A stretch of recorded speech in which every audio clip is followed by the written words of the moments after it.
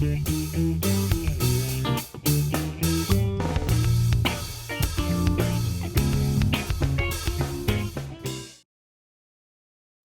Mark, tell us a little bit about your personal story about how you became interested in this whole field and how you got here. Well, my feeling is that if you're going to be professing something, that you better put your money where your mouth is. And so, given the fact that I had some life epiphanies myself over the course of my 52 years of living, and I came up with some concepts regarding navigating between worlds, I felt the best thing to do was to get into the educational world myself. Now, I'm not an educator by trade, but as I mentioned earlier, I have dealt with the outputs.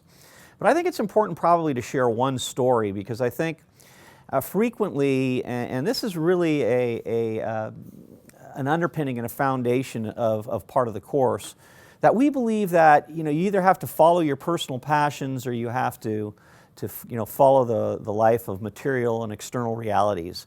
And I think one of the underpinnings that we want to get here is that you can do both. And to me, when I went to college, my dad said, "Mark, you're going to college to get a job, so I would suggest you get a technical skill." I studied accounting, which was fine and great, and I went to work for Price Waterhouse, and I was there for 2.5, 3 years, and it became pretty evident that my internal realities were not in line with my external self. And so I went from an auditor on a Friday to a sales guy on a Monday. I tell you this because I think it's important for us to start instilling in young people at a very young age to try to find out what gets them ticking and to try to create alignment with their external realities. Now, I'm fortunate now that I've gotten the opportunity now to get into the educational system, to get in. I'm still in private business. You're on probation. I'm probably on probation or close to be fired, and they may be skipping probation with me. So I think, again, putting your money where your mouth is. Why I'm here is to explore, to help, to assist, to guide, to be of service, and to learn.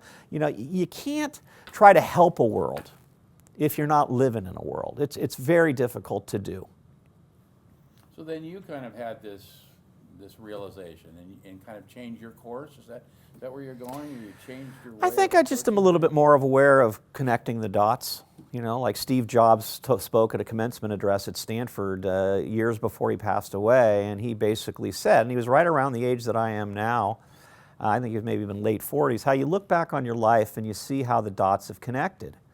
How powerful would it be if we can help young people begin to more consciously connect their dots when they're at a younger age, so that you're not looking at it, historically, but you're looking at it into the future. Now, some young people and already well-established people are great at that, but what if everybody was charting their own roadmap and really thinking about that alignment?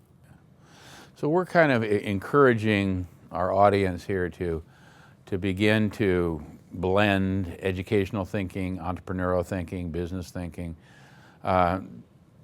We don't want to ignore the world of business either. You make a statement sometimes that it's something like it's hard to self-actualize or something when you can't pay your utility bill. No, it's in fact, I think it's impossible.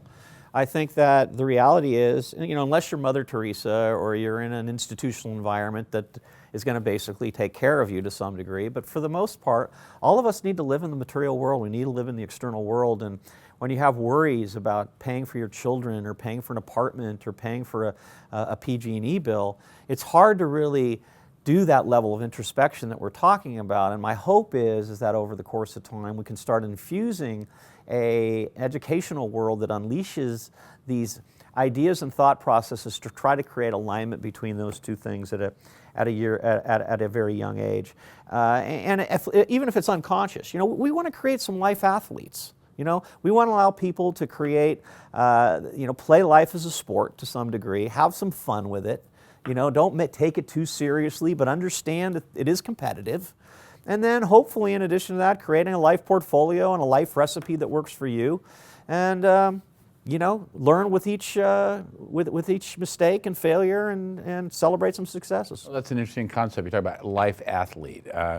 You also use another term, life agile? Are the two kind of go hand in hand? Yeah, they go hand in hand. I mean, if you play sports, which I did at a young age, you learn about adaptability and agility and spontaneity. I mean, the best plans in the world, and we learn this in business, we learn this in education, can be disrupted at a moment's notice. With a bad student, or difficult student is probably a better way of putting it, difficult student can disrupt the middle of a classroom when you're trying to make some great points. Same thing on a basketball court or a football field. I mean, great defenders or great offensive players are going to disrupt. And so you got to understand that part of life is being adaptable, being agile.